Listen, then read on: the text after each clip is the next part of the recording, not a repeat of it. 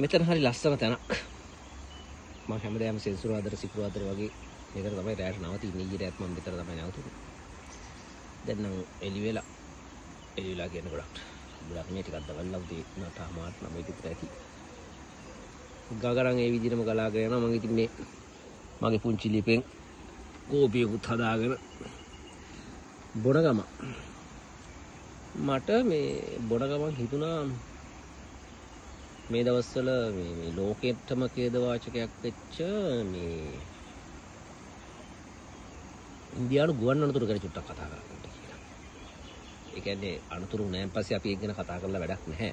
හැබැයි අපිට මේ අනතුරෙන් මොන වගේ දෙයක්ද ගන්න පුළුවන්. ඒ කියන්නේ ඒ අනතුරු විතරක් නෙමෙයි ලෝකෙ වෙන ඕනම අනතුරක් ඛේද වාචකයක් සහ ඕනම දෙයක් තමට අත්දැකීමක් කරගන්න පුළුවන් නම් ඒක ජීවිතයේ අත්දැකීමක් කරගන්න පුළුවන් නම් ඒක යම් ආදර්ශයක් ගන්න පුළුවන් නම් ඒක මාර වටිනවා. සහ එහෙම දැන් හැම මිනිහටම එක විදිහට හිතෙන්නේ නැහනේ. එහෙම දෙයක් හිතෙනවා නම් ඒක සමාජගත කරන එකත් වටිනවා කියලා හිතන හන්දා මටත් ඔය ඉන්දියන් ගුවන් යානත් එක්ක මෑත කාලින පොඩි සම්බන්ධයක් ඇති වෙච්ච හන්දා මට හිතුණා මේක ගැන චුට්ටක් කතා කරොත් හොඳයි. මේ ගුවන් අනතුරු ගැන කතා කරොත් සහ ඉන්දියන් එයාලයින් එක ගැන කතා කරොත් මම සාමාන්‍යයෙන් ලංකාවට හරි ලෝකෙ වෙනින් රටකට හරි යන්න පාවිච්චි නොකරපු එයාලයින් එක තමයි ඉන්දියන් එයාලයින් එක.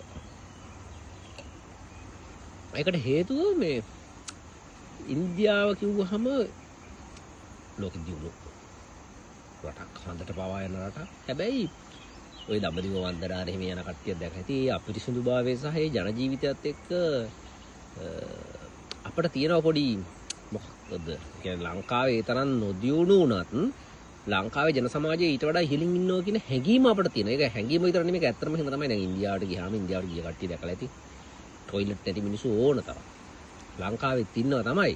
ඒ වුණාට ලංකාවට වඩා අතිදරුණු විදියට. ලංකාව නොදියුණු රටක් කියමුකෝ. එතකොට බෙහෙත් පවා දැන් ඉන්දියන් බෙහෙත් ලංකාවට එනවා ගොඩක් ඒවා ප්‍රමිතියෙන් තොරයි. පාරවල් වල බෙහෙත් වෙනවා කියන සමහරට ඉන්දියාව නොගිය කෙනෙක් පුදුම වෙයි. ඇත්තටම ඒකට ඒක එහෙම තමයි. ඉතින් එහෙම රටක යාලයින් එකක් ගැන අපට හොඳ ඇඟීමක් තියෙන්න බෑනේ. ඒත් මම මේ පාරේ කියන්නේ 2025 ලංකාවට එන වෙලේ මම යාලයින් ගැන හොයලා බලද්දි මම සාමාන්‍ය කටාරට හරි එමිරේට්ස් වල හරි තමයි එන්නේ. තුර්කිය වලත් එකපාරක් ඇවිත් තියෙනවා. ශ්‍රී ලංකන් ඇවිත් තියෙනවා. ශ්‍රී ලංකන් ගැන පස්සේ කතා කරමු ශ්‍රී ලංකන් එයාලයින් ගැන. එතකොට මට ඉන්දියන් එයාලයින් එක තෝරගන්න හිතුණා. ඒකට හේතුව සමහර කෙනෙක් හිතේ ගාන කියලා. ඇව් ඇත්තටම ගාන ටිකක් අඩුයි. ගානට වඩා මම ඒ වෙලේ බැලුවේ ඉන්දියන් එයාලයින් එකේ ඒ වෙලේ මට දුන්නා මේ කිලෝ 56ක් මට මතක විදියට. ඒ කියන්නේ කොහොම හරි අනිත් එයාලයින් වලට වඩා කිලෝ 7ක් 8ක් වැඩිපුර දුන්නා. ඉතින් මං හිතුවා අපි ලංකාවට එන අවුරුදු ප්‍රසදයක් වැඩිපුර මොන හරි ගෙනියන්න ඕනේ. යාළු මිත්‍රයෝ ඉන්නවා. දෙමව්පියෝ ඉන්නවා. ඉතින් මොන හරි ගෙනියන්න ඕනේ කියලා මම ඒ ලයින් එක තෝරගත්තා. ඒ එයාලයින් එක තෝරගත්තා. තෝරගෙන මං ගියා මමයි මගේ මෙහි ඒ කියන්නේ ප්‍රංශ ජාතිකයෝ ඉතාලි ජාතිකයෝ එහෙම වෙන අපි කීප දෙනෙකුත් මගේ යාළුවෝ කීප දෙනෙකුත් ගියා.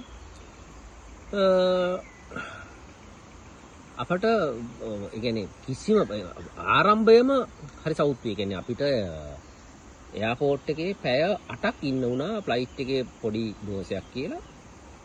ඒකත් අපිට කිව්වේ නෑ පැය 8ක් ඉනවා. තව පැය භාගයෙන් හරි පැයෙන් හරි තව විනාඩි 20යි තව විනාඩි 30යි කියලා පැය 8ක් අපිව තියාගත්තා එයාපෝට් එකේ. එතකොට හිතන්න අපි පැය 12ක් ගමනක් යන මිනිස්සු පැය 8ක් ඒ ඇඳුම් පිටින් කෑමක් බීමක් දුන්නේ නෑ පැය 8ට. සාමාන්‍යයෙන් එයාලයින් එක නීතිය පැය 6ට හැබැයි අපිව දාන්න ඕනේ මේ හොටෙල් දාන්න ඕනේ.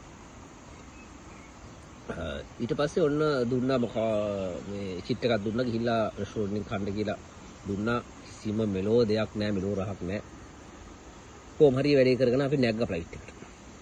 නැග්ගහම ෆ්ලයිට් එක ඇතුලේ පැය 8ක් 10ක් යන ෆ්ලයිට් එකක මිනිහෙක්ට ෆිල්ම් එකක් බලන්න තියෙන්න ඕනේ. මේකේ ෆිල්ම් එකක් බලන්න තිබ්බේ නැහැ වැඩ කරන්නේ නැහැ.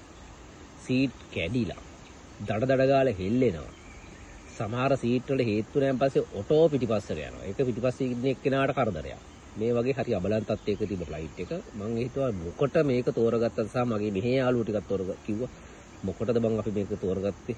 අපි ජීවිතේට ආයෙ තෝරගන්න ඕනේ නැහැ කියලා කිව්වා. කියලා ගියා ඉන්දියාවට. ඉන්දියාවට කොහොම හරි ගොඩ බැස්සා. ගොඩ බැස්සයන් පස්සේ අපට වෙච්ච පරිප්පුව.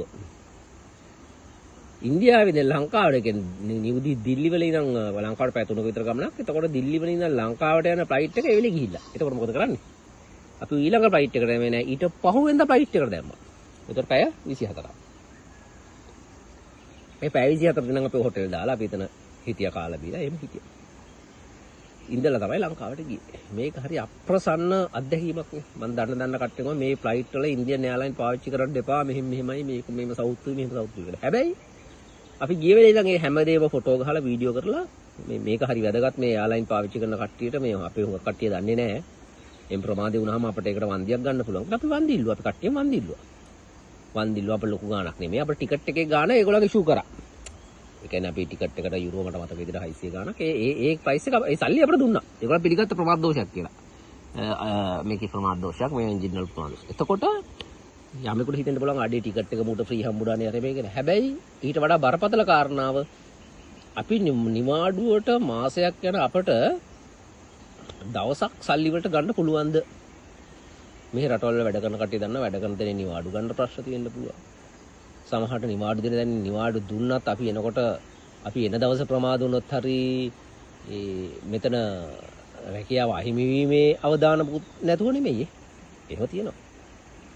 මොකද ලංකාවේ කට්ටිය හරි සහයෝගයෙන් වැඩ කරනවා. ලංකාවේ ගිය ගමන් එතෙන්ට රින් කළා ඒ ජොබ් එකට කෙලින්ද ඒ සහයෝගීතාවය සෑහෙන උපයෝගී වෙනවා. ඉතින් ඒ ගැන කතා කරන්න ඕනේ වෙනම. කොහොම හරි ඉතින් එහෙම සෝචනීය තත්ත්වයක් ඉන්දියන් එයාර්ලයින් වල තිබ්බා. ඉතින් අපි දන්න කට්ටියට කිව්වා මේක පාවිච්චි කරන්න එපා කියලා. ඒ එක අත්දැකීමක්. ඊට වඩා මට හිතුණා කතා කරන්න මේ දවස්වල මේ ලෝකෙට මේක කේද වාචකයක් වුණාට ලංකාවේ යනවා ලංකාවේ මුහුණු පොත සහ අනිකුත් සමාජ මාධ්‍ය වල ඔයගොල්ලන් දකින්න ඇති මේ එක පවුලක් එක පුජ්‍යලෙක් අවුරුදු 6ක් එංගලන්තේ වැඩ කරලා යනවා තමන්ගේ බිරිඳවයි දරුවෝ 3 දෙනාවයි එංගලන්තේට අරන් යන්න දරුවෝ දෙන්නෙක් නිවුළු දෙන්නෙක් තව දුවෙක් ඉන්නවා තමන්ගේ බිරිඳ ડોක්ටර් කෙනෙක් ඒතකොට ડોක්ටර් දවස් දෙකකට ඉස්සෙල්ලා අස්සලා තියෙනවා මෙහෙම එංගලන්තේට යන්න ඒගොල්ලෝ අන්තිමට ගත්ත සෙල්ෆිය දාගෙන මේ මම දැක්කා මේ හැමදෙනා කතා කරනවා අනේ පව් මේගොල්ලෝ ලංකාවටත් ඇවිත් තිනවා නේද හැබැයි මට නම් තියෙන ප්‍රශ්නේ මට ලෝකෙ මෙහෙම ප්‍රශ්නයක් තියෙනවා අපි අකමැතිුණා පිළිගන්න ඕනේ අහිංසකයෙක්ට දුප්පතෙක්ට අසරණයෙක්ට පීඩිතයෙක්ට ඛේදවාචකයක් වුණාම මේක ඛේදවාචකයක් නෙමෙයි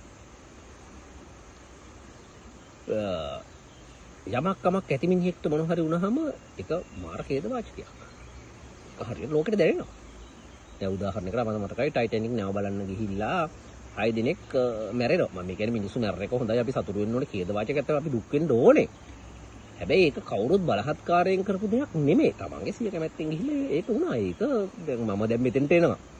මෙතන මට කවුරුත් කියන්නේ නැහැ නේ ඔබ මේ රෑ නිදා ගන්න ගංගාවින්ට ඵලයන් කියලා. මේ ගඟ මොකක් හරි වේල්ලක් කරලා වතුර මගේ ඇඟ උඩින් ගිහලා මම මැරෙනවා. කරන්න දෙයක් නැහැ.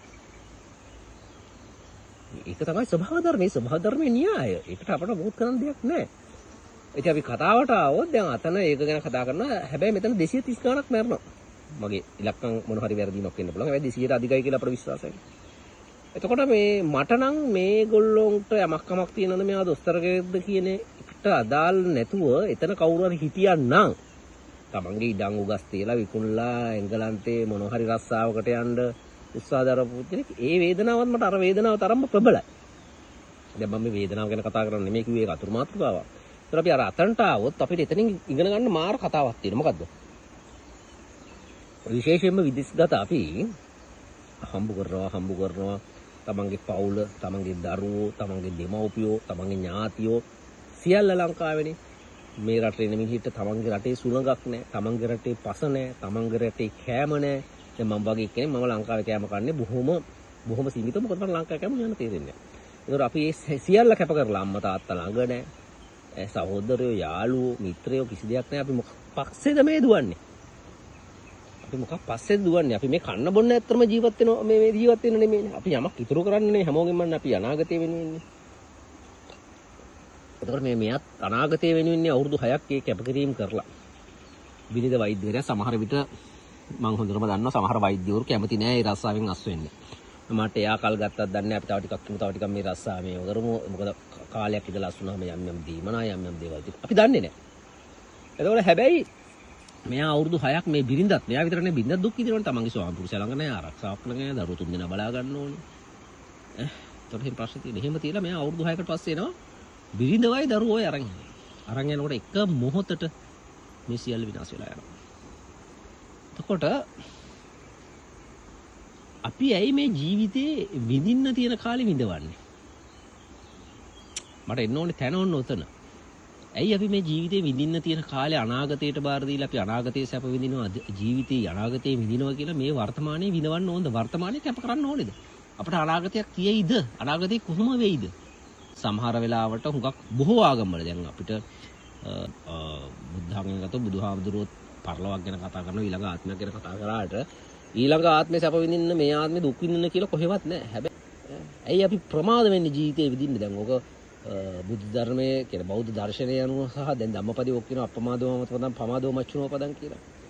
එතන මේ ලෞකික දේ ගැන නෙමෙයි කතා කරන්නේ. වෙනම දෙයක්. හැබැයි අප ලෞකික දේට ඈඳා ගන්න පුළුවන්. ඒ වගේ ජනවහරේ අපි කියනවානේ ප්‍රමාදයේ පසුතැවිල්ලට හේතු වෙයි කියලා. ඇයි අපි ප්‍රමාද වෙන්නේ? ඇයි මේ ජීවිතේ විඳින්න අපි ප්‍රමාද වෙන්නේ? ඇයි අපි මේ වර්තමානයේ ජීවිතේ විඳවමින් අනාගතයේ විඳින්න බලාපොරොත්තු වෙන්නේ? අපේ ජීවිතේ කැප කරලා, කාලය කැප කරලා ඇයි අපි එහෙම විඳවන්නේ? මේක ඇත්තම හිතන්න ඕනේ කාරණාවක්. අපි ඒ ගැන හිතන්න ඕනේ. මේ ඛේද වාචකයත් එක්ක අපි අපේ ඕනම ඛේද වාචකයක් සතියේ මතක ඒක වෙනම කතාවක්. හැබැයි මම හිතනවා මිනිස්සු මේ වගේ ඛේද වාචකයකින් හරි තමන් අපි මරණ මිනිස්සු කියන එක ඔළුවේ තියාගෙන ජීවිතේ මේ විඳින්න පුළුවන් කාලේ කාටවත් කරදරයක් නොකර සමාජයට හානියක් නොකර සමාජයට හානියක් නොවි අනේකාට හානියක් නොවි තමන්ගේ පාඩුවේ අනුන්ට උදව්වක් පදව්වක් කරගෙන පරිසරයට සමාජයට පීඩිතයන්ට තමන්ට පුළුවන් උදව්වක් කරගෙන සැහැල්ලුවෙන් සතුටින් ජීවත් වෙන එක තමයි ජීවිතය කියන්නේ. මේ ජීවිතේ විඳින්න නැතුව විඳවන්න එපා කියන දේ තමයි මට මේ ඛේද වාචකයේ සහ මේ අර සමාජ මාධ්‍ය හරහා සැරිසරන දරු පවුලේ ඡායාරූපත් එක්ක සිහියට ආවේ.